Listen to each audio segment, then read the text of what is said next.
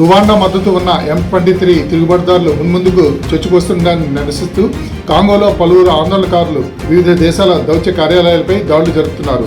కిన్షాలోని Rwanda, France, Belgium తదితర దేశాల దౌత్య కార్యాలయాలను దోచుకుని నిప్పటిస్తున్న వారిపై పోలీసులు బాష్పవాయువు ప్రయోగించారు.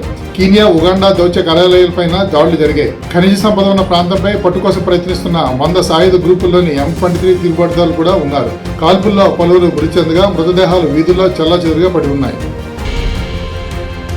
దక్షిణ కొరియా రాజధాని సియోల్ విమానాశ్రయం నుంచి బయలుదేరడానికి సిద్ధంగా ఉన్న ఓ ప్రయాణికుల విమానం అగ్ని ప్రమాదానికి గురైంది.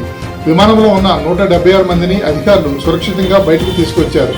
ఎయిర్ బుసాన్కు చెందిన ఎయిర్ బస్ విమానం హాంకాంగ్కు బయలుదేరేందుకు సిద్ధంగా ఉన్న సమయంలో విమానం వెనుకభాగంలో మంటలు చెలరేగాయి. 169 మంది ప్రయాణికులు, 7 విమాన సిబ్బందిని అత్యవసర ద్వారం నుంచి సురక్షితంగా అధికారులు బయటకు తీసుకొచ్చారు.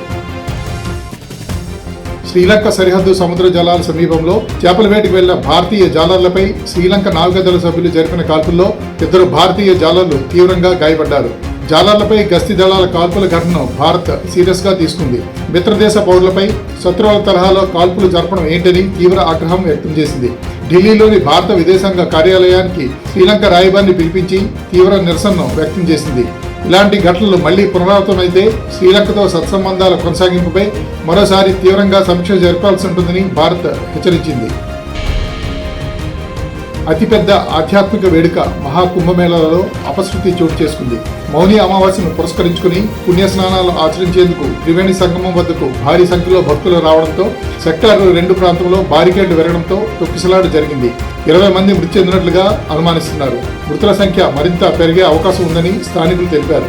మృతుల సంఖ్యపై ఉత్తరప్రదేశ్ ప్రభుత్వం అధికారికంగా ప్రకటన చేయలేదు. తొక్కిసలాట ఘటన నేపథ్యంలో ముఖ్యమంత్రి యోగి ఆదిత్యనాథ్కు ప్రధాని మోదీ గంట వ్యవధిలోనే 4 సార్లు మాట్లాడి పరిస్థితిని సమీక్షించారు. కేంద్ర హోంమంత్రి అమిత్ షా కూడా ఘటనపై ఆరా తీశారు. భక్తులు ఎలాంటి వదంతులను నమ్మవద్దని అధికారులకు సహకరించాలని ముఖ్యమంత్రి కోరారు. ఇస్రో చరిత్రాత్మక 100వ ప్రయోగం విజయవంతమైంది. శ్రీహరికోటలోని షార్ నుంచి GSLV F-15 రాకెట్ను విజయవంతంగా ప్రయోగించారు. NVS-02 ఉపగ్రహాన్ని తీసుకుని నింగిలోకి దూసుకువెళ్లింది. ఇస్రో శాస్త్రవేత్తలు అభివృద్ధి చేసిన స్వదేశీ నావిగేషన్ ఉపగ్రహ వ్యవస్థ భౌగోళిక, వైమానిక, సముద్ర నావిగేషన్ సేవల కోసం ఈ ఉపగ్రహం ఉపయోగపడుతుంది. 1979లో అబ్దుల్ కలాం నేతృత్వంలో తొలి లాంచ్ వెహికల్ ప్రయోగం జరిగింది.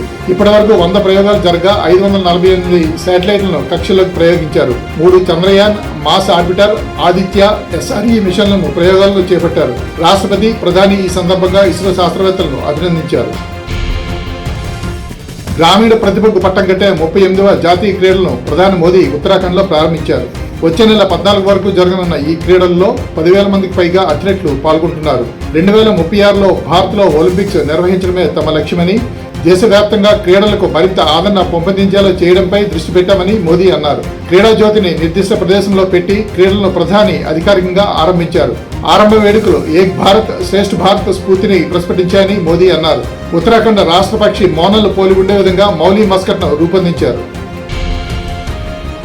సింహాచలం దేవస్థానం పరిధిలోని పంచగ్రామాల భూ సమస్యపై ముఖ్యమంత్రి చంద్రబాబు సమీక్ష నిర్వహించారు. మంత్రులు అనగాని, ఆనం రామనారాయణ రెడ్డి, ఉన్నతాధికారులు, ఉమ్మడి విశాఖ జిల్లా ప్రజాప్రతినిధులు హాజరయ్యారు. పంచగ్రామాల భూ సమస్య 1996లో ప్రారంభమైంది. అప్పటి చెనగదిరి, పెందుర్తి తహసీల్దార్లు రైతువారీ పట్టాలు దేవస్థానానికి ఇవ్వడంతో ఈ సమస్య ఉత్పన్నమైంది. 27 ఏళ్లుగా ఈ భూ వివాదం కొనసాగుతుంది. దేవస్థానం భూములను ఆక్రమించిన 420 ఎకరాల భూమిని ప్రత్యామ్నాయంగా మరో చోట భూమిని కేటాయిస్తామని ప్రభుత్వం ప్రకటించింది. 25,000 కుటుంబాలకు చెందిన 1785 ఎకరాలను సింహాచలం దేవస్థానం క్లియర్ చేయాల్సి ఉంది. విశాఖ, అనకాపల్లి జిల్లాల్లో గత 4 ఏళ్లుగా పట్టుబడిన గంజాయిని డ్రగ్ డిస్పోజల్ కమిటీ ఆధ్వర్యంలో పోలీసులు ధ్వంసం చేశారు. ఈ కార్యక్రమానికి హాజరైన డీజీపీ తిరుమలరావు మాట్లాడుతూ, జిల్లాల్లో ఇప్పటి వరకు 439 కేసుల్లో పట్టుబడిన 35,000 కిలోల గంజాయి, 39 కేజీల హ్యాష్ ఆయిల్ను ధ్వంసం చేశామని తెలిపారు.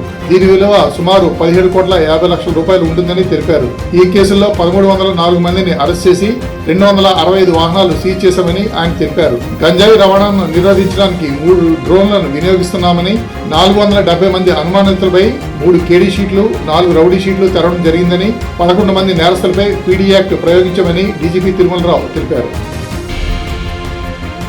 పార్తీపురం మన్యం జిల్లా కొమరాడ మండలం పాలెం గ్రామంలో 7 ఏనుగుల గుంపు చదలవాడ సత్యనారాయణ అనే రైతు 10 ఎకరాల పామాయిల్ తోటను ధ్వంసం చేశాయి. రైతు తోటలో పామాయిల్, కర్బూజా పంటలు పాడు చేశాయి. అందుకొచ్చిన పంటలను నాశనం చేయడంతో లబోదిబోమంటున్న రైతులైతే రాష్ట్ర ప్రభుత్వం, జిల్లా అధికారులు తక్షణమే స్పందించి నష్టపోయిన పంటలకు నష్టపరిహారం చెల్లించాలని రైతులు కోరుకుంటున్నారు. ప్రకృతి వైపరీత్యాల సమయంలో తలెత్తే ఇబ్బందుల్ని దృష్టిలో పెట్టుకుని ఆ సమయంలో ఎలా ప్రతిస్పందించాలి అని ఎన్డీఆర్ఎఫ్ ఆధ్వర్యంలో విశాఖ విమానాశ్రయంలో మాక్ డ్రిల్ నిర్వహించారు. విపత్కర పరిస్థితులను సమర్థవంతంగా ఎదుర్కోవడంలో ముఖ్య పాత్ర పోషించే NDMA, airport authority, SDRF, civil defence, navy, fire services, police, medical health శాఖలు ఈ మాక్ డ్రిల్ లో పాల్గొన్నాయి. ఈ మాక్ డ్రిల్ ద్వారా ప్రజలు ఆందోళన చెందకుండా ఎలా ఉండాలి అనే అంశంపై ప్రజల్లో అవగాహన కల్పిస్తున్నామని విశాఖ విమానాశ్రయ అధికారులు తెలిపారు. సికింద్రాబాద్ కంటోన్మెంట్ బోర్డు పరిధిలోని రక్షణ శాఖ భూముల్లో వెలిసిన అక్రమ నిర్మాణాలపై రక్షణ శాఖ అధికారులు కొరడా చూపించారు. B3 కేటగిరీకి చెందిన 190వ బంగ్లాలో నిర్మాణాలను డిఫెన్స్ ఎస్టేట్ అధికారులు, బోర్డు ఇంజనీర్లు సంయుక్తంగా నేలమట్టం చేశారు. అక్రమ నిర్మాణాలపై కోర్టు తీర్పు ఆధారంగా అధికారులు నోటీసులు జారీ చేసి ఆక్రమణలను కూల్చివేశారు. కొన్నేళ్లుగా అన్యాక్రాంతం అవుతున్న కంటోన్మెంట్ స్థలాలను కాపాడే క్రమంలో అధికారులు ఈ కూల్చివేతలను ప్రారంభించారు. డిజిటల్ ట్రేడింగ్ పేరుతో మోసాలకు పాల్పడుతున్న 52 మందిని అరెస్ట్ చేసినట్లు, వీరిలో ఒక బ్యాంక్ మేనేజర్ ఉన్నట్లు Hyderabad police commissioner CV Anand తెలిపారు. నిందితుల వద్ద నుండి భారీగా చెక్ బుక్లు, సెల్ ఫోన్లు, డెబిట్, క్రెడిట్ కార్డు స్వాధీనం చేసుకున్నట్లు చెప్పారు. నిందితుల్లో 3 బ్యాంక్ ఉద్యోగులు సైతం ఉన్నారని తెలిపారు. ఫేస్బుక్ బ్రౌజింగ్, వాట్సాప్ గ్రూపుల ద్వారా అమాయక ప్రజలను నిందితులు ఆకర్షిస్తున్నారని ఆయన తెలిపారు.